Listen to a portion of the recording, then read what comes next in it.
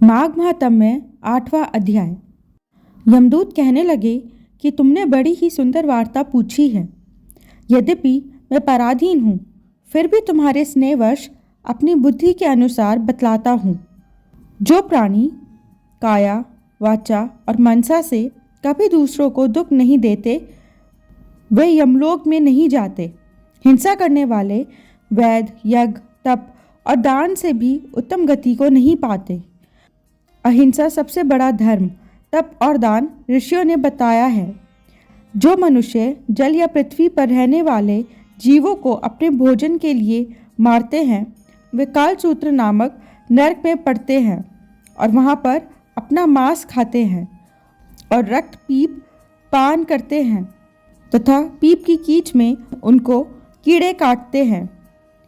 हिंसक, जन्मांध, काने कुबड़े, लूले, लंगड़े, दरिद्र और अंगहीन होते हैं।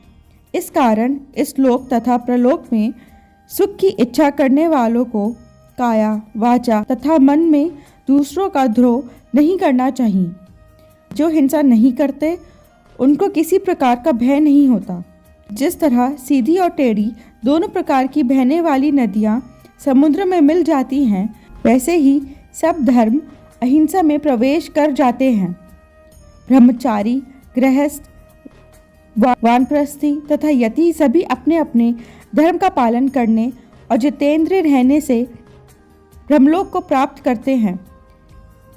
जो जलाशय आदि बनाते हैं और सदैव पांचों यज्ञ करते हैं, वह यमपुरी में नहीं जाते। जो इंद्रियों के वशीभूत नहीं हैं, वेदवादी और नित्य ही अग्नि अर्थात हवन आदि का पूजन करते हैं, वे स्वर्ग को जाते हैं। युद्ध भूमि में जो शूरवीर मर जाते हैं, वे सूर्यलोक को प्राप्त होते हैं। जो अनाथ, स्त्री, शरण में आए हुए तथा ब्राह्मण की रक्षा के लिए प्राण देते हैं, वह कभी स्वर्ग से नहीं लौटते। जो मनुष्य लूले, लंगड़े, वृद्ध, अनाथ तथा गरीबों का पालन करते हैं, वह भी स्वर्ग में जाते हैं। जो मनुष्य लोगों के लिए पानी का आश्रय करते हैं तथा कुआं, तालाब और बावड़ी बनवाते हैं, वे सदैव स्वर्ग में निवास करते हैं। जैसे जैसे जीव इनमें पानी पीते हैं, वैसे ही उनका धर्म बढ़ता है।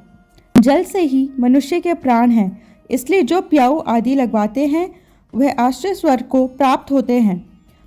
बड़े बड़े यज्ञ भी वह फल नहीं देते जो अधिक छाया वाले वृक्ष मार्ग में लगाने से देते हैं।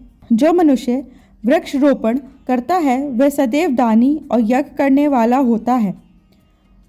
जो अच्छे फल और अच्छी छाया वाले मार्ग के वृक्षों को काटता है, वह नरगामी होता है। तुलसी का पौधा लगाने वाला सब पापों से छूट जाता है।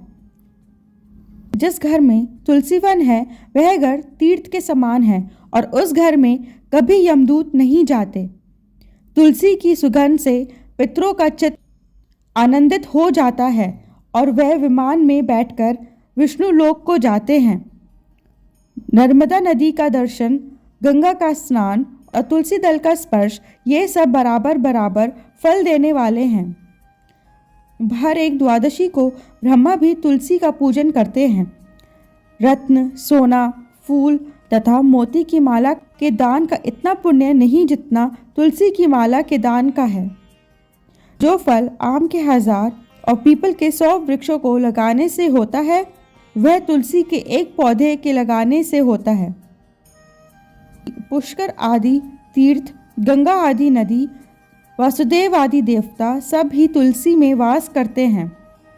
जो एक बार, 2 या 3 बार रेवा नदी से उत्पन्न शिव मूर्ति की पूजा करता है अथवा स्फटिक रत्न के पत्थर के आप से आप निकले हुए तीर्थ में, पर्वत या वन में रखी हुई शिव की मूर्ति की पूजा करता है और सदैव ओम नमः शिवाय मंत्र का जाप करता है, यमलोक की कथा भी नहीं सुनता।